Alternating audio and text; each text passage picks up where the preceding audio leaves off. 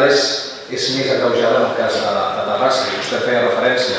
D'una banda, per la caiguda de les aportacions de la Generalitat de Catalunya, amb més d'1 milió d'euros, que sumen indubtablement a la problemàtica que ja venim arrossegant de fa temps del deute que la Generalitat morosa, governada per Convergència i Unió, té amb l'Ajuntament de Terrassa i que era d'uns milions, que era aproximadament de 21 milions, vostè ha afirmat aquests 21 milions d'euros exactament que la Generalitat deu a l'Ajuntament. A la reforma precisament de l'administració local, impulsada pel govern del Partit Popular, que és indubtablement una aposta pel municipalisme i que comportarà en un futur una millor gestió dels serveis a nivell municipal. Per torn a la comissió informativa de la totalitat del pressupost. És a la pràctica una esmena a la totalitat del pressupost perquè no compartim en termes generals la seva proposta de pressupost. No és el pressupost, per entendre'ns, que hauria presentat el grup municipal del Partit Popular. Per diversos motius. 4, principalment. En primer lloc, per com s'indica en la memòria, i vostè mateix, senyor Vega, ho ha comentat, perquè l'objectiu d'aquest pressupost és el compliment del que vostès anomenen prioritats estratègiques del pla de mandat. És la plasmació definitiva d'un pla de mandat que el nostre grup no només no va donar suport, sinó que vam estar molt continuista, tant en el passat com en el present d'aquest mandat municipal. No podem reposar un pressupost en el que es continuen materialitzant tots els compromisos que vostè ha fet referència i la voluntat de canvis en aquest sentit, un entramat societari municipal, 9 societats, que té un elevadíssim cost per la ciutat. Un entramat que no compartim per innecessari, perquè pensem que és possible gestionar d'una altra manera els serveis que es presten des d'aquestes societats, i un entramat que no es redueix i que té un important cost en milions d'euros per la ciutat. Exemples. Serem repetitius. Els diners destinats a la Societat de Patrimoni Municipal i Parc Audiovisual. Acumulem, des del nostre punt de vista, milions i milions d'euros perduts. O els milions d'euros que ja ens està costant i que ens ve costant la Societat Municipal d'Habitatge, amb l'elevat deute que té. Total, en aquest cas, l'aportacions de l'Ajuntament a la Societat Municipal d'Habitatge, de la darrera matemàtica, que supera els 3 milions d'euros, 3.050.000 euros. Només amb aquests exemples estem parlant de milions i milions d'euros que, des del nostre punt de vista, es podrien haver destinat i es podrien destinar a la promoció de l'activitat econòmica i a la millora i reforç de les polítiques socials. Foment de l'activitat econòmica per generar l'ocupació, per crear llocs de treball, millora i reforç de les polítiques socials i garantir la prestació de servei. Objectivació de les problemàtiques. Què vol dir això?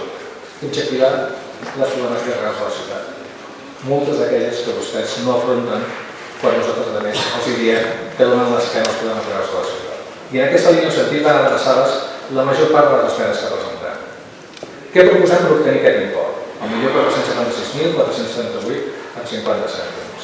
Reduccions en diferents partides de les diferents àrees de l'Ajuntament. Les reduccions que proposem puja quasi 70.000 euros i serien reduccions d'imports que van des de 1.477 euros a 20.000 euros per conceptes de reparació de vehicles, estudis i treballs tècnics, reparació i conservació d'edificis, una sèrie de conceptes i partides que entenem que hi ha en aquest sentit i que també valorant el resultat de la liquidació del pressupost del 2013 que hi ha recorregut a fi efecte d'aplicar un estalvi.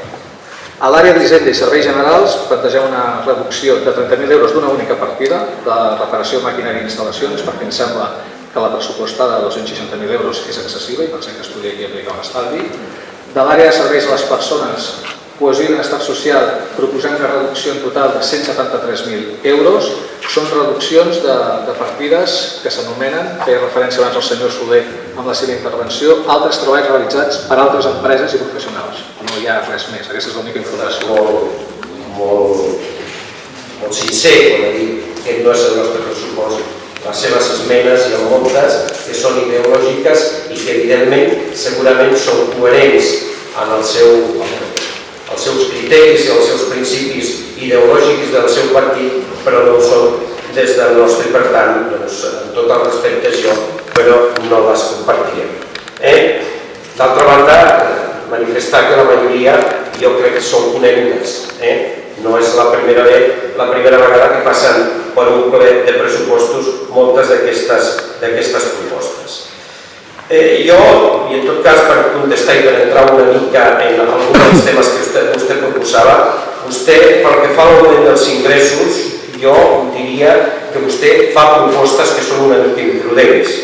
Jo crec que la gestió econòmica a les organitzacions, i avui dia més que mai, perquè la situació penso que requereix sempre un excés de prudència, però la prudència és sinònim de solvència. Segona reflexió, abans també d'entrar segurament en el debat de pressupost.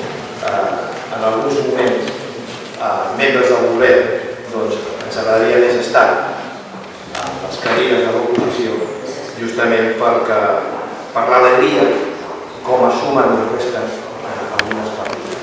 No vol dir que no hi hagi responsabilitat, però en tot cas, a vegades, el senyor Vega també, amb alguna de les seves intervencions, ja m'agradaria bé que situava el context en el que es dona aquest pressupost.